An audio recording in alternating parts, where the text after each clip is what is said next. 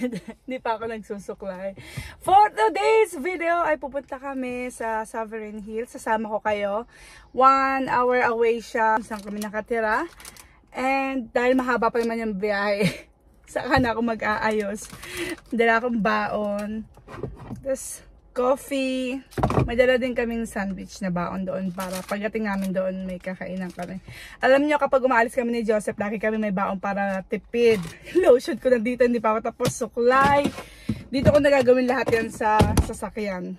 Time check is 10:45. So before 12 ay makakarating kami doon. Kasama namin yung anak ni Joseph at yung asawa niya. Doon na kami magkikita. Ay! May baong ka pang tablero. Sobrang tagal kong walang vlog mga ka-forehead. Hindi ko na isi-share sa inyo kasi sunod-sunod yung nagbakasyon dito sa bahay namin. 2 weeks yung anak niya, 2 weeks yung pamangkin niya. Tapos this coming week ay yung anak naman niya ulit babalik dito magbabakasyon. Kaya hindi ako masyado nakakapag-vlog kasi may bisita kami. Travel.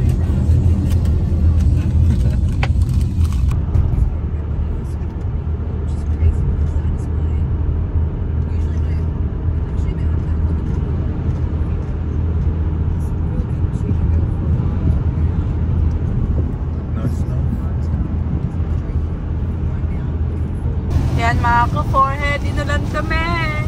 Alam naman namin na uulan ngayon dahil tiligan namin yung forecast bago kami mag-decide na pumunta dito sa Sovereign Hill. Kaya lang nakalagay doon ay 10 AM to 12 PM, 40% chance na umulan. So ayan nga, umulan. Tingnan natin after 12 kung ano na yung weather. After lunch. Cloudy. Wala nang ulan after lunch. Sakto yun pagdating namin doon. Baka wala nang ulan.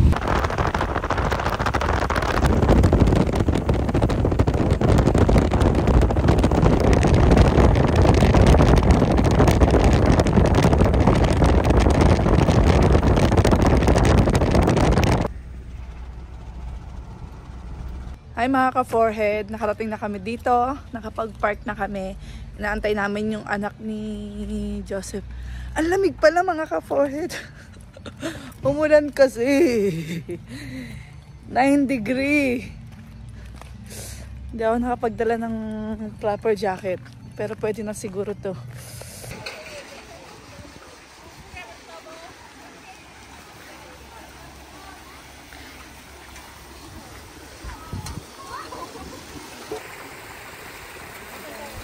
Later we'll become millionaire, guys. Oh, okay. Keep working hard.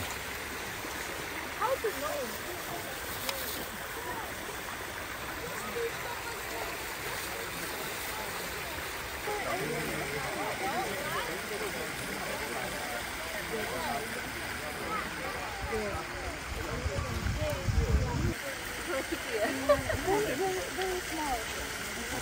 Ayan, pag nakakuha ka ng gold, benta mo dito. Ayan yung value niya. Ayan. Oh, yeah, okay. Ayan, tiga mo ganyan kaliit, bibili na $20. Red Mill Mine. Yeah, but did you say no pregnant? No, it doesn't say.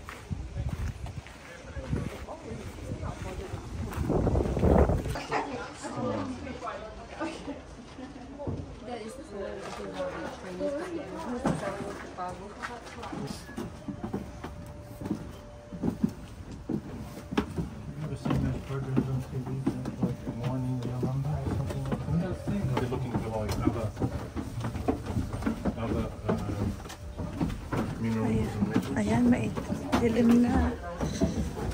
Yeah, it wouldn't have been like this before. Must find gold, son. Pay for trouble and expense.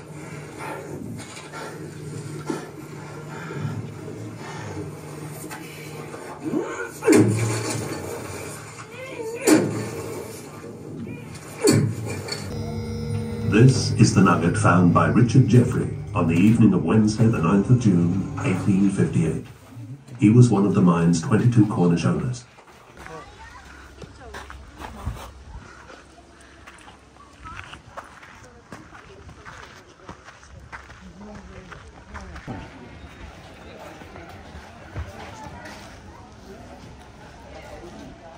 Ito yung bar nila dati. Ayan, makikita na yun. Ayan, yung bar nila.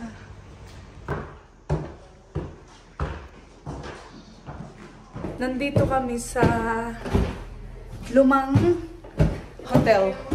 Dito. Check namin.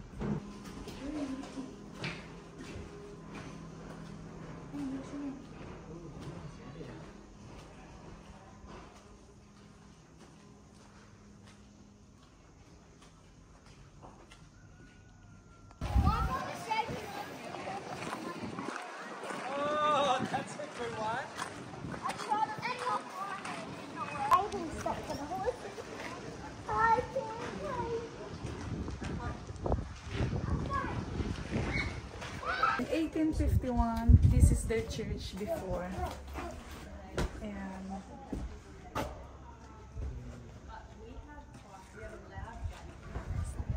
Fire brigade. By horse? You know, in 1851, syempre by horse. Ito.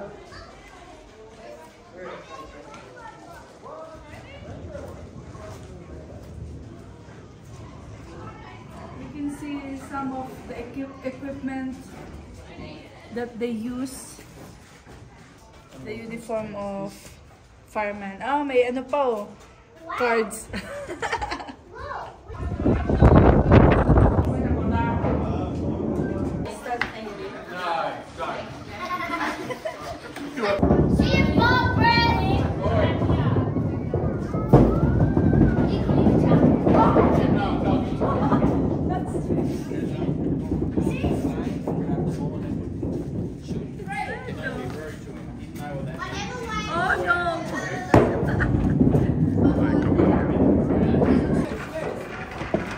It's wood, no love.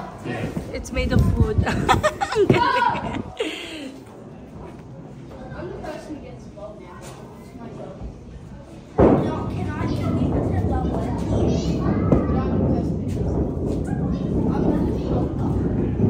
Ang layo, oh. Grabe. Oh.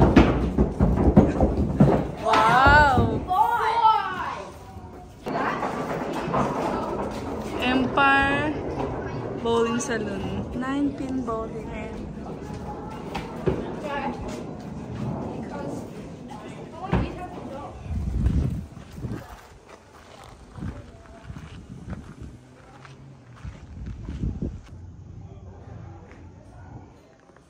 Ayan, ganito pala yung pag namamatay dati. Tignan nyo, may bell.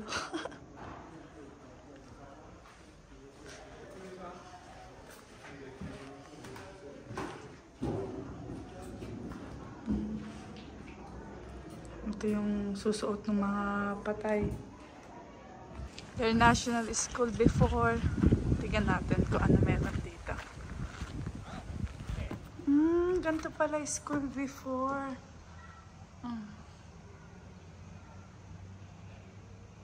Tignan natin yung mga bahay dati.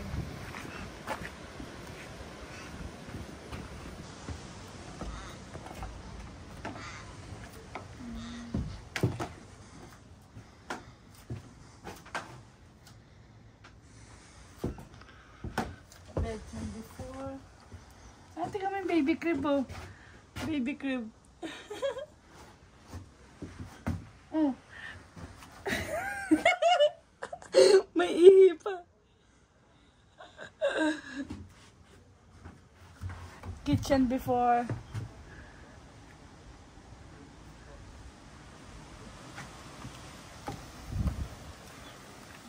Laundry room. I think this is laundry room. I think so. Yeah, laundry room.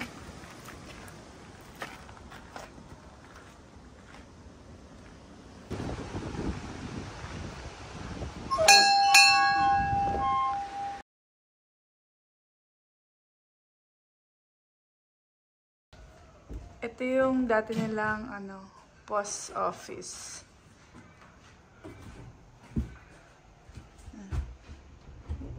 Ah, sarado. Ayun, the post office. In 1852.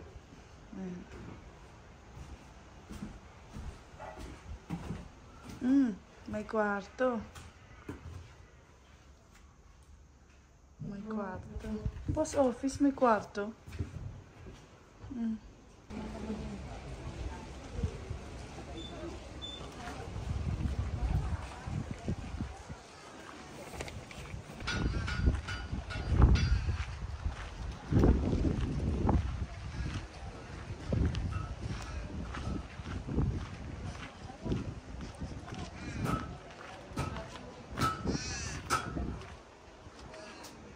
Tignan yung date, 1857.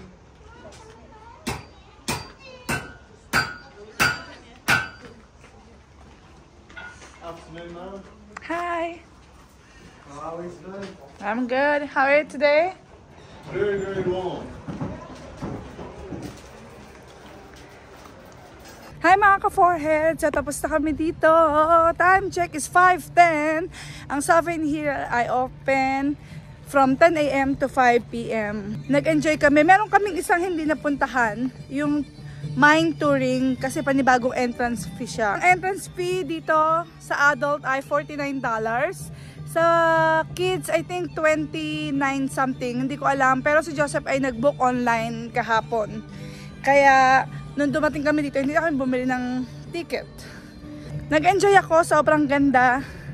And mafe-feel mo kapag nandun ka sa loob, yung feeling nung 1851, kasi itong history na to ng Sovereign Hill ay nag-start noong 1851 dahil sa gold. Meron ding pwede ka rin mag-take ng picture na isusuot mo yung clothes nila nung ganong time, nung 1851. Kaya lang ang mahal, pag couple, $75, kapag apat kayo, $100. Hindi na kami nag-try. Pero maganda rin siyang i-try kasi maganda siyang souvenir. Kakaiba siya. Ipapakita ko rin sa inyo yung mga clothes nung sinauna kasi may mga workers dito na nakaganon silang suot. Ipa-flash ko na lang din dito para magkaroon kayo ng idea kung ano ba yung itsura ng mga suot nila. Nagpa-picture ako sa kanila kanina. Ayan mga ka-forehead, thank you for watching. Salamat sa pagsama sa amin. And see you to my next vlog. Bye!